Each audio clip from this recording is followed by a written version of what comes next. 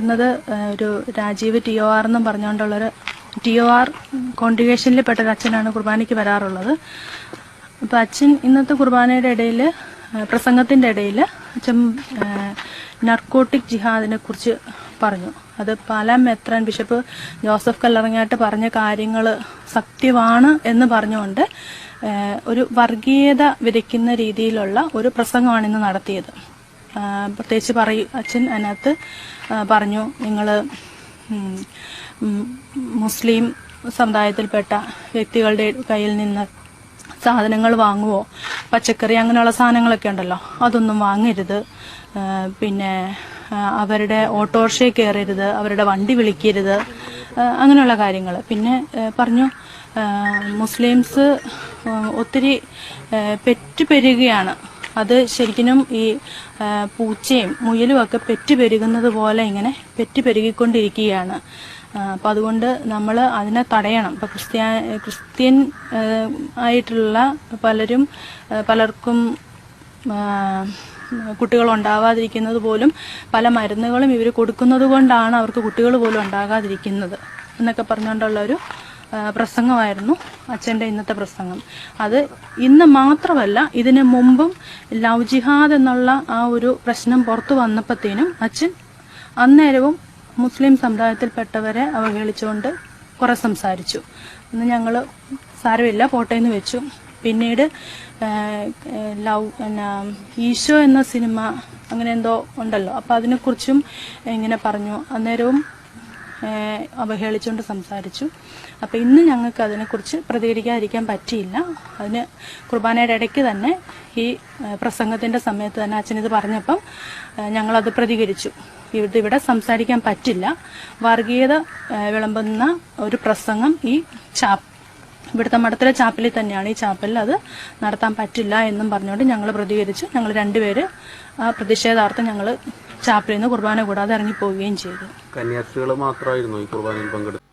ഈ പള്ളുരുത്തിയിലെ central താസ് school ഇത് കാലങ്ങളായിട്ട് എന്ന് പറഞ്ഞു കഴിഞ്ഞാൽ ഇപ്പൊ ഈ അടുത്ത കാലത്ത് ഈ പറയുന്ന തിരുവസ്ത്രമിട്ട ആളുകൾക്കിടയിലെ ചില പുഴുക്കുത്തുകൾ, അതുപോലെ തന്നെ ഈ പറയുന്ന ക്രൈസ്തവർക്ക് വേണ്ടി എന്ന് പറഞ്ഞു രൂപം കൊണ്ടിരിക്കുന്ന ചില പ്രസ്ഥാനങ്ങൾ ഇവർക്കിടയിൽ പെടുന്ന ഈ പറയുന്ന ക്രൈസ്തവരുടെ സഭാ നേതൃത്വത്തിൽ പെടുന്ന ചില ആളുകളെ സ്വാധീനിച്ചുകൊണ്ട് അവർക്ക് ചില വാഗ്ദാനങ്ങൾ നൽകിക്കൊണ്ട് അവരെ പ്രലോഭിപ്പിച്ചുകൊണ്ട് ഇത്തരത്തിൽ സംഘ് പരിപാടിന്റെ വളരെ വളരെ നെറികെട്ട ആശയങ്ങൾ സമൂഹത്തിൽ ചിത്രതയുണ്ടാക്കാൻ വേണ്ടി സമൂഹത്തിൽ ഈ പറയുന്ന സാഹോദര്യവും സൗഹാർദ്ദവും തകർക്കാൻ വേണ്ടിയുള്ള പരിശ്രമങ്ങൾ നടത്തിക്കൊണ്ടിരിക്കുന്നുണ്ട് എന്നുള്ളതാണ്. അതിന് നേതൃത്വം നൽകുന്നത് ഈ പറയുന്ന കാസ പോലെയുള്ള ചില വൃത്തികെട്ട ചില കൂട്ടായ്മകളാണ്. ഈ കൂട്ടായ്മകള് അതിന്റെ തലപ്പത്തിരിക്കുന്നവർക്ക് അവരുടേതായ വ്യക്തിലാഭങ്ങൾ വളരെ വലുതായിട്ട് തന്നെ ലഭിക്കുന്നുണ്ട്. അവർക്ക് ലഭിക്കുന്ന ഈ പറയുന്ന പല സഹായങ്ങളും അവർക്ക് ലഭിക്കുന്ന പല ആനുകൂല്യങ്ങളും ആ ആനുകൂല്യങ്ങൾ കൂടുതലായിട്ട് നേടിയെടുക്കുവാൻ വേണ്ടി ഇവർ ഈ പറയുന്ന സഭാ നേതൃത്വത്തിൽ പെടുന്ന വളരെ ചുരുക്കം വിരലിൽ എണ്ണാവുന്നത് എന്ന് പോലും ഞാൻ പറയുന്നില്ല, അതിലും താഴെയുള്ള ആളുകളെ സ്വാധീനിച്ചുകൊണ്ട് വളരെ വ്യക്തമായ രീതിയിലുള്ള പ്രവർത്തനങ്ങൾ നടത്തുന്നുണ്ട്. അതിൻ്റെ ഒരു ഏറ്റവും വലിയ ഉദാഹരണങ്ങളിൽപ്പെട്ട ഒന്നാണ് ഈ പറയുന്ന പള്ളുരുത്തിയിലെ സെൻറ് റീത്തസ് സ്കൂള്. ഈ സ്കൂളില് ഇപ്പോ ഈ ഹിജാബ് വിവാദം മാത്രമല്ല, ഇതിന് മുൻപും ഇവിടെ പലതരത്തിലുള്ള വിവാദങ്ങൾ ആ സ്കൂളുമായി ബന്ധപ്പെട്ട് ഉണ്ടായിട്ടുണ്ട്. ഈ കേരളത്തിലെ എന്താ പറയണ്ട ഉത്തരവാദിത്തപ്പെട്ട ഇടങ്ങളിലേക്ക് അതുമായി ബന്ധപ്പെട്ട പരാതികൾ അടക്കം ചെന്നിട്ടുമുണ്ട്. അപ്പോ ഈ പറയുന്ന കാര്യങ്ങള് പലരുടെയും അജണ്ടകളാണ്. ആ അജണ്ടകൾക്ക് വേണ്ടി അവർ വളരെ വ്യക്തമായി തന്നെ പരിശ്രമിച്ചു കൊണ്ടേയിരിക്കുന്നുണ്ട്. ആ അജണ്ടകൾ അവർ നടപ്പിലാക്കിയിട്ടുമുണ്ട്. അത് ഈ പറയുന്ന സിസ്റ്റർ ഹെലീനയുടെ പത്രസമ്മേളനം നിങ്ങൾ കണ്ടവരാണ് എല്ലാവരും. ഒന്നുകൂടി നിങ്ങൾ കണ്ടു നോക്കിക്കഴിഞ്ഞാൽ ആ പത്രസമ്മേളനത്തിൽ അവർ ഉപയോഗിച്ചിരുന്ന പല വാക്കുകളും ആ വാക്കുകൾ എടുത്ത് നിങ്ങളൊന്ന് പരിശോധിച്ച് നോക്കിക്കഴിഞ്ഞാൽ നിങ്ങൾക്ക് മനസ്സിലാവും.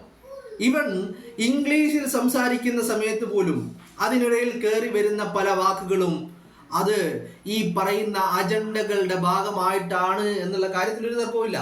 ഇത് ഈ സിസ്റ്റർ ഹെലീനയുടെ കാര്യത്തിൽ മാത്രമല്ല, ഞാൻ പറഞ്ഞില്ലേ തിരുവസ്ത്രമിട്ട ചില പുഴുക്കുത്തുകൾ, ഈ പുഴുക്കുത്തുകൾ ഈ പറയുന്ന തിരുവസ്ത്രത്തെ അവഹേളിക്കുന്ന രീതിയിൽ, അതിന്റെ വിശുദ്ധിയെ കളങ്കപ്പെടുത്തുന്ന രീതിയിലുള്ള ആളുകൾ, ചില ആളുകൾ ധരിക്കുന്നുണ്ട് എന്നുള്ളത് വളരെ വ്യക്തമാണ്. പക്ഷേ ഇവിടെയെല്ലാം ഒരു ആശ്വാസവും ചില എന്താ പറയേണ്ടത്, നമുക്കൊരു സമാശ്വാസവും ലഭിക്കുന്ന കാര്യങ്ങൾ എന്ന് പറയുന്നത് ഇത്തരത്തിൽ ഈ പറയുന്ന സഭയെ നയിക്കുന്ന ആളുകൾ, തിരുവസ്ത്രമിട്ട ആളുകൾ തന്നെ ഇതിനൊക്കെ എതിരെ പ്രതികരിച്ചുകൊണ്ട് മുന്നോട്ട് വരുന്നു. അല്ലെങ്കിൽ ഇവരൊക്കെ ഇതിനെ തിരിച്ചറിയുന്നു, ഈ പുഴുക്കുത്തുകളെ തിരിച്ചറിയുന്നു എന്നുള്ളതാണ്. അതാണ് ഇപ്പൊ നിങ്ങൾ ആ സംസാരിച്ച കന്യാസ്ത്രീകൾ സംസാരിച്ച അവരുടെ വാക്കുകളിൽ നിങ്ങൾ കേട്ടത്. ഇനി പള്ളുരുത്തിയിലെ സെന്റ് റീതാസ് സ്കൂളുമായി ബന്ധപ്പെട്ട് ഇന്നലെ കഴിഞ്ഞ ദിവസങ്ങളിൽ അവിടെ നിന്ന് പലരും അവിടെ നിന്ന് TC വാങ്ങി പുറത്തിറങ്ങിയിട്ടുണ്ട്. ആ TC വാങ്ങി പുറത്തിറങ്ങിയ ആ കുട്ടികൾ വീണ്ടും പഠനത്തിന്, അവരുടെ വിദ്യാഭ്യാസത്തിന് വേണ്ടി വീണ്ടും ചെന്ന് കയറുന്നത് ഇതുപോലെ തന്നെ സഭ നടത്തുന്ന മറ്റൊരു സ്കൂളിലേക്കാണ്. ഇന്നലെ ആ സ്കൂളിലെ പ്രിൻസിപ്പൽ അടക്കമുള്ള ആ സ്കൂളിന്റെ അധികാരികൾ വളരെ കൃത്യമായി അവരുടെ നിലപാടുകൾ പറഞ്ഞിട്ടുണ്ട്. എല്ലാ വിശ്വാസങ്ങളെയും ഉൾക്കൊള്ളുന്ന കാഴ്ചപ്പാടാണ്, മക്കളെ ധൈര്യമായി പറഞ്ഞേക്കാം. പള്ളുരുത്തി സ്കൂളിലെ പഠനം ഉപേക്ഷിക്കാൻ ഒരുങ്ങുന്ന വിദ്യാർത്ഥികളെ ചേർത്ത് പിടിച്ച് അവർ ലേഡീസ് കോൺവെന്റ് സ്കൂളിലെ കന്യാസ്ത്രീ പറഞ്ഞത് ഇതാണ്.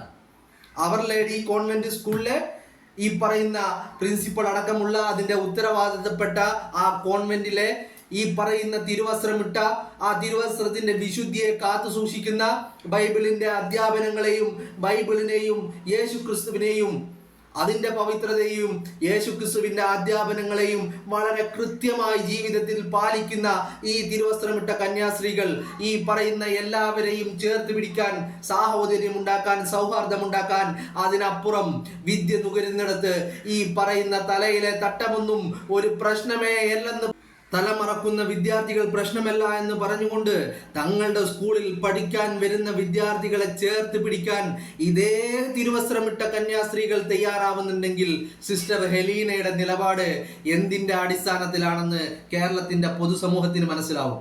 സെന്റ് റീതാസ് സ്കൂളിന്റെ മാനേജ്മെന്റും PTA മാനേജ്മെന്റിന്റെയും ഒക്കെ നിലപാട് എന്തിനു വേണ്ടിയിട്ടാണ്, ആർക്ക് വേണ്ടിയിട്ടാണ് എന്നുള്ളത് കേരളത്തിന്റെ പൊതുസമൂഹത്തിന് മനസ്സിലാകും. നിങ്ങൾ അതിനെയൊക്കെ ന്യായീകരിക്കാൻ എത്ര തവണ ഇത് സ്കൂൾ നിയമമാണ്, ഇത് യൂണിഫോമിറ്റിയുടെ പ്രശ്നമാണ് എന്നൊക്കെ പറഞ്ഞു കഴിഞ്ഞാലും ഇന്ത്യൻ ഭരണഘടനയ്ക്ക് മുകളിൽ നിൽക്കുന്ന ഒരു നിയമം നമ്മുടെ രാജ്യത്തിൽ ഇല്ല എന്നുള്ള കാര്യം നിങ്ങളെല്ലാവരും മനസ്സിലാക്കുക. ആ ഇന്ത്യൻ ഭരണഘടന എന്താ? അത് ക്രൈസ്തവനാവട്ടെ, മുസ്ലിം ആവട്ടെ, ഹൈന്ദവനാവട്ടെ, സിഖ് ആവട്ടെ, ജൈനനാവട്ടെ, ഇനി മതമില്ലാത്തവനാവട്ടെ, ആരുമായിക്കൊള്ളട്ടെ, അവനിക്ക് ആ ഇന്ത്യൻ ആണെങ്കിൽ, ഈ ഭാരതീയനാണെങ്കിൽ, ഇന്ത്യക്കാരനാണെങ്കിൽ അവന്റെ എല്ലാവിധ അവകാശങ്ങളും, മൗലികമായ അവകാശങ്ങളും, അവന്റെ വിശ്വാസപരമായ അവകാശങ്ങളും വകവെച്ചു കൊടുക്കുന്നതാണ് ഇന്ത്യൻ ഭരണഘടന.